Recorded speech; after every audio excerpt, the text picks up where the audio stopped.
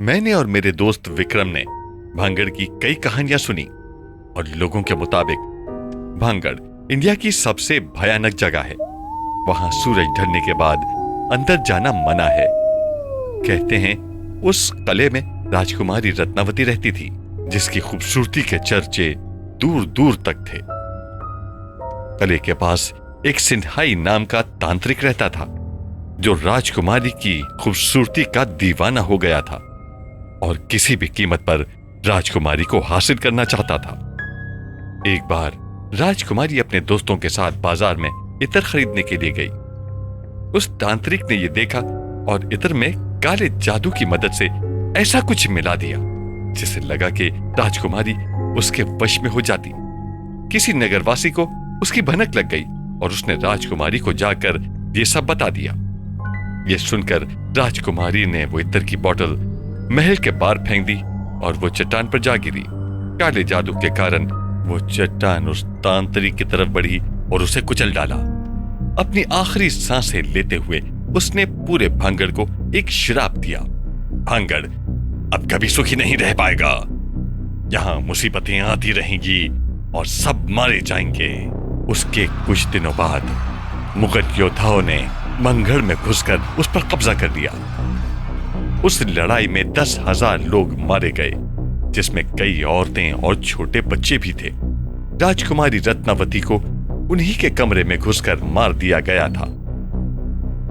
कहानियों की माने तो आज भी उन लोगों की आत्माएं वहां घूमती हैं और जो भी इंसान सूरज ढलने के बाद वहां गया वो कभी वापस नहीं लौटा।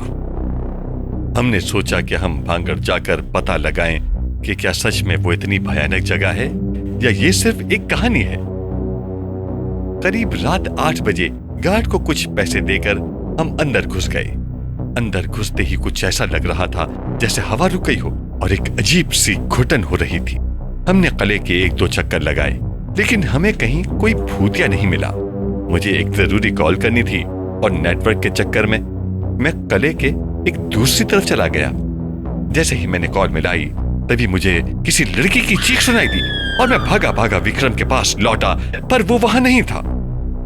मैंने उसे काफी आवाजें लगाई, विक्रम विक्रम, पर कोई जवाब नहीं आया।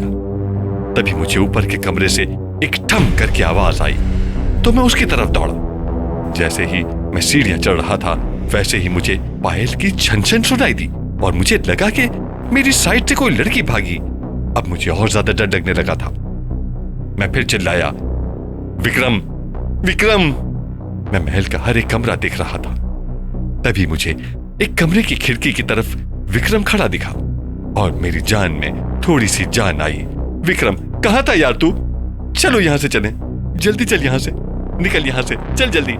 विक्रम ने कोई जवाब नहीं दिया।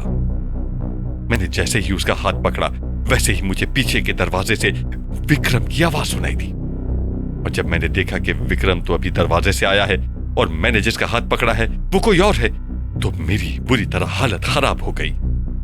जैसे ही मैंने उसका हाथ छोड़ा उसने मुझे मुड़कर देखा। उसे देखते ही मैं कांपने लगा और पीछे गिर पड़ा। विक्रम ने मुझे उठाया और हम दोनों भागे भागे वहां से निकले। मैंने उसे बताया कि मेरे साथ क्या क्या हुआ और विक्रम ने बताया कि उसे भी महल में किसी लाल साड़ी वाली औरत का भूत दिखा।